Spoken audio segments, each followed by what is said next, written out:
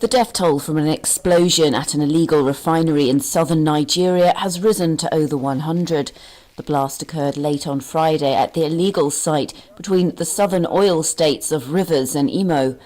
The death toll rose from 80 after more people succumbed to their injuries, emergency services said. Dozens are still in hospital with severe burns. Hunger and unemployment are turning some Luanda residents into death hunters whose mission is to stand at the entrance of cemeteries and follow relatives of the deceased to the residence where the ceremonies are held in order to feed themselves. Guilhem Augusto Diaz is one of these cases. For 3 months, he has been death hunting in the Angolan capital, Luanda. In 1 month, I go there for 3 weeks. I do wait for a funeral so that I can feed myself. I've been in this life for a year now. I live with my parents. They actually don't work.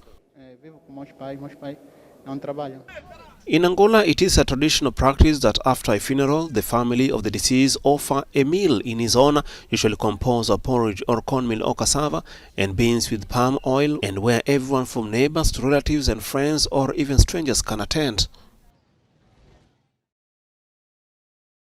At least 168 people have been killed in clashes between rival groups in the Darfur region of Sudan. The UN has condemned the violence in the Crink region of West Darfur and called for an investigation. The latest fighting began on Friday. During the violence, homes were set on fire, hospitals attacked and goods looted. Almost 100 more people have been wounded. Non-governmental organisations said an individual dispute sparked the fighting between Arab nomads and members of the Masalit minority in Crink.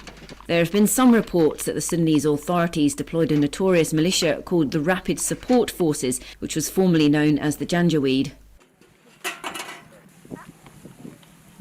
The International Committee of the Red Cross has called for the injured and sick to be allowed to seek help. Darfur, which was ravaged by civil war that erupted in 2003, has seen a spike in deadly conflict since October last year, triggered by disputes mainly over land, livestock and access to water and grazing. The French President Emmanuel Macron Sunday secured his second term by defeating the far-right leader Marine Le Pen in presidential elections. Macron won by 58.2% of the vote compared with Le Pen's on 41.8%, according to official tally. The result is narrower than their second-round clash in 2017, when the same two candidates met in the runoff and Macron pulled over 66% of the vote. The relatively comfortable margin of victory will nonetheless give Macron some confidence as he heads into a second 5-year mandate. But the election also represents the closest the far-right has ever come to winning power in France.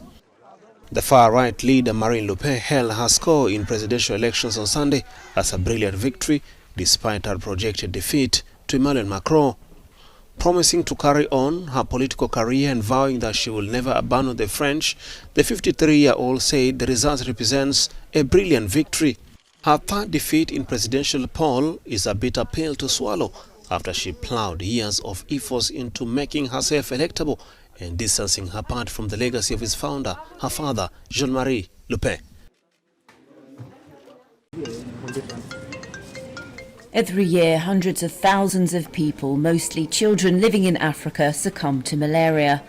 The World Health Organization estimates that 627,000 people died in 2020, an increase of 12% from 2019, mainly due to disturbances in access to care linked to the COVID-19 pandemic.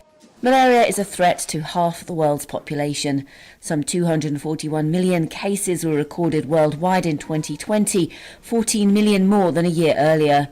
The vast majority of cases and deaths occur in Africa. Where 260,000 children die from it each year.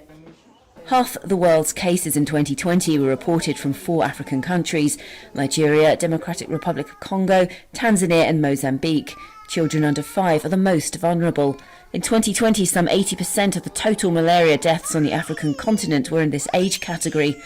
Several preventative treatments are available. In October 2021, the WHO recommended broad use of the world's first malaria vaccine for children in sub-Saharan Africa.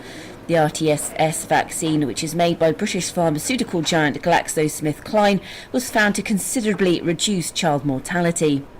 Other vaccines are on the horizon, including one developed by Oxford University, Matrix-M, which in trials has shown very high efficacy.